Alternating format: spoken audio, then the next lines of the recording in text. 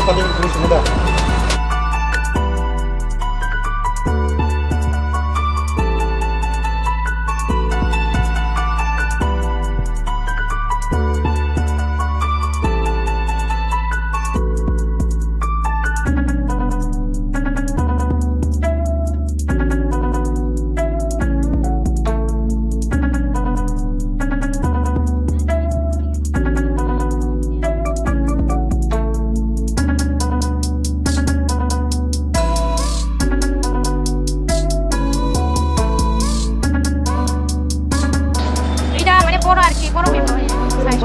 এরকম পাশ বলতে এটা ঠিক আছে ছোট না